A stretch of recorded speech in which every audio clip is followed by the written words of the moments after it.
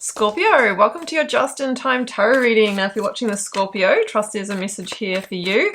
If you're a regular viewer, welcome back. And if you're new here or this just popped up in your feed, welcome. My name is Bronya. I'm an intuitive tarot reader. And I just want to let you know that sometimes in these messages, the whole thing will resonate really powerfully, or other times it may be just the message that you need, and maybe that message is surrender to the divine. So let me explain that a little bit more. I'll get into the tarot in a moment. I'm just framing up with a couple of oracle cards now. This feels like Empress energy for me, and really it's saying, look, there's only a certain amount of action that we can take with what is within our direct sphere of influence, but of course there are other factors that we can't control. Like, we can't control another person, their beliefs, their choices, their decisions. Sometimes we can't influence whether we get that job or whether an authority makes a certain decision about us, right? But what we can do is align and position ourselves so that we have the best chance of getting the outcome that we want. We take the action, we communicate, we follow through, and then we let go and we let God. And that is where the magic of the universe takes over, where your guides align you to what really is for your best and highest good. And if we've done our bit, then we can really be in full trust of that.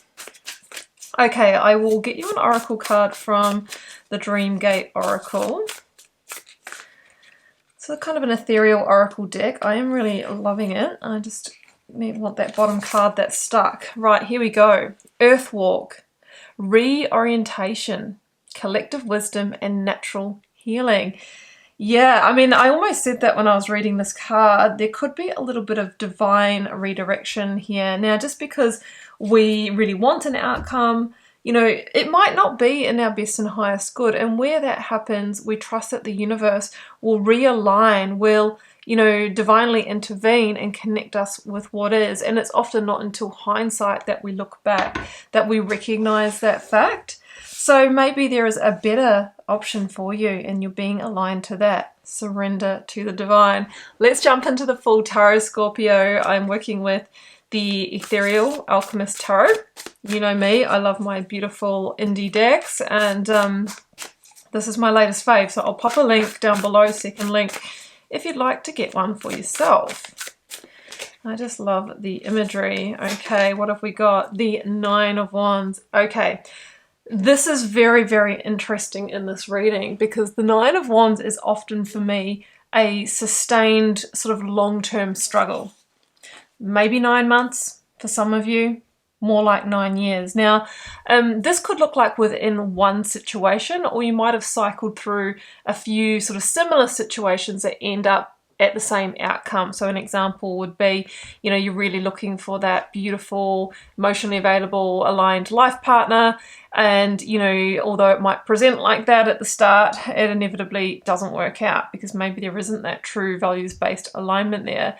It could look like following a career path or a business path that, you've just put your heart and soul in, but it's just not going where you want, or maybe a financial situation for others of you. So when we have the Nine of Wands, for me, it feels like you're one action away, or maybe one divine intervention away from actually being released from the cycle. So we might want to look at, like, what is it teaching us, right? And if we really are, butting up against those brick walls over and over, it might be, wise to make a different decision, or actually, just let go, surrender to the divine, and say, universe, guide me. And if you do, Page of Cups, that's when the synchronistic moment happens. That's when the universe intervenes. Because the Page of Cups is often a messenger of opportunity that brings us the Ace of Cups, an emotional new beginning. And that can take us through to the Ten of Cups, and that's that long-term happiness that you're looking for. So the Page of Cups can happen through sort of a chance encounter.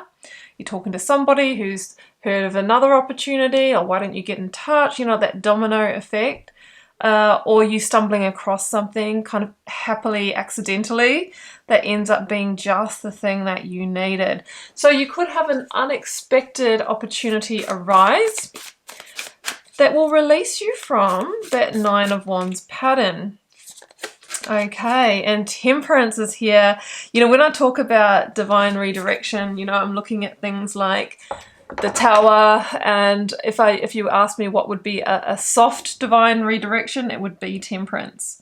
It's really an energy of your angels conspiring with you and, you know, working with the alchemy to bring you that perfect opportunity. So it talks about things coming together, like right place, right time, right opportunity for you to really, you know, access that sweet spot of change. And I just feel there's going to be a new doorway for you to walk through, and it feels more serene. It feels more, you know, flourishing. It feels like there's a lot more growth there. And Six of Swords, you're going to be in transition. There's a new journey here. And I see the two lots of Three of Swords in this card. So you know how I was getting this feeling about the repeated cycle, you know, the sustained challenge. Like maybe you've been, you know, this could be your third round, like third type of relationship that feel the same, or third job. 2 or 3 is the number that comes through with this. But the Six of Swords is saying, well, look, with a bit of a heavy heart, I acknowledge that I've got to the end here, and I'm actually setting sail to new opportunities, new possibilities that are going to bring me a sense of calm and peace of mind, because the Nine of Wands is more like you're in survival mode. It's, you know, it's fight or flight. Whereas if the Six of Swords takes you to homeostasis, to, you know, a really sense of calm and peace in your central nervous system. And really, yeah, the gateway, Scorpio, is your major arcana, the Death card, right? And whenever I see a sign's major arcana come through, it's like, this is your action to take. But this is death and rebirth. And I feel even for some of you seeing that serpent, you know, really, it's awakening, right? It is awakening. So, you know, with the Death card, we acknowledge what hasn't been working, what hasn't given us the growth, what has had its season in our life. And with that sort of, let's say, vulnerable, brave action, we make the decision to move away from that. And then, you know, through that process of surrender to the divine and the new, the universe begins conspiring and sends us the messengers like the Page of Cups. So there is this beautiful emancipation energy. The Moon is here. That's the last card, because the Moon really talks about a hidden blessing, right? Surrender to the divine. There is something being prepared for you, a new path opening. I'm wondering, can you feel this? Because this reading just could be backing that up for you. So it's a bit of a let go, let God energy. I think there is a rebirth here. Surrender to the divine. You are being divinely reoriented to your best and highest good and best and highest path. I'm going to leave it there, Scorpio. I hope you enjoyed this reading. If you'd like a personal reading, please check out the first link down below. There are other links down there. I'll pop my Instagram and TikTok links. I'm really active and interactive on those platforms with different daily content. And I also have my Learn Tarot resources. There is a free Learn Tarot quick guide and an introduction to intuitive tarot course and my more immersive signature course. So I'll leave you with that. I'm sending you love and magic. Bye for now.